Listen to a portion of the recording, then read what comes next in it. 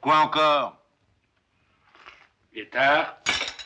Oh, Monsieur Gruson, ça par exemple, vous ici, Monsieur Gruson en personne, chez moi. Cette grosse andouille est caissier principal à la prévoyance de crédit. Il est tard. Monsieur le principal. Lorsque vous m'adressez une supplique concernant votre avancement, soyez assez aimable de ne rien soumettre à mon équité, mais de solliciter de ma haute bienveillance. J'aimerais ne pas avoir à vous le redire. Il me persécute depuis 15 ans parce qu'il est jaloux de mes chemises sur mesure. Qu'est-ce que vous dites? Mais je n'ai pas pris mes ablutions, le ménage n'est pas fait. Vous voudrez bien me pardonner le désordre? Je parle du vrai désordre, Liétard.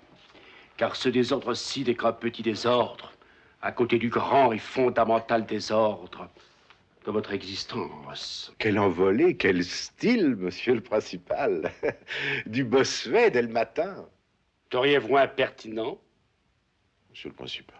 Le moment sera en effet mal choisi. À moins que vous soyez de la race de ceux qui montent à la guillotine en chantant. C'était une image. Saisissante. Saisissante. Vous accepteriez bien un peu de phosphatine?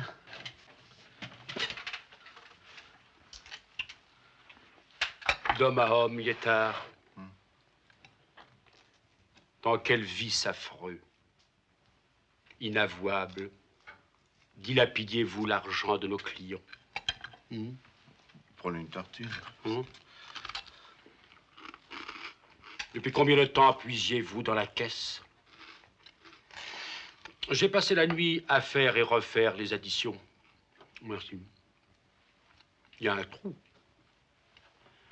20 000 francs, 2 millions anciens dans vos comptes. Liétard, remettez-moi cet argent. Nous dirons qu'il s'agissait d'un égarement passager, une folie sentimentale. Et si je refuse? J'avertis dès aujourd'hui le président-directeur général, M. Brimeux. Et demain matin, vous êtes en prison. Mais si monsieur Brimeux me disait, mon petit Liétard, les femmes coûtent cher, je sais ce que c'est, je vous pardonne, hein? Si monsieur Brimeux était un homme de cœur. Il ne serait pas président-directeur général. Évidemment. Oh, pardon. Mais vous, monsieur Gruson, vous qui n'êtes que caissier principal... Attention, non, monsieur mais, Liétard. oui, j'entends, mais vous pourriez peut-être vous taire, enfin, temporiser une semaine ou deux. D'ici là, on ne sait jamais. Mon vieil oncle est mourant et j'ai un tiercé pour dimanche. Alors, si d'un côté ou de l'autre, ça veut rigoler un peu... C'est glaçant d'amoralité, Liétard. Bien, pour en revenir à votre affaire, vous comprenez que mon silence ferait de moi votre complice. Alors, l'argent tout de suite, ou monsieur Brimeux. Et il n'y a pas de troisième solution? Il n'y a pas de troisième solution. Il n'y en a pas. Oui, mais supposons que je rende l'argent et que l'histoire vienne quand même aux oreilles de monsieur Brimeux. Hein? Personne n'est au courant que vous et moi.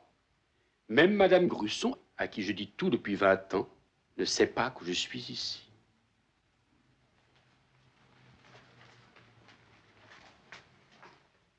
J'ai votre parole?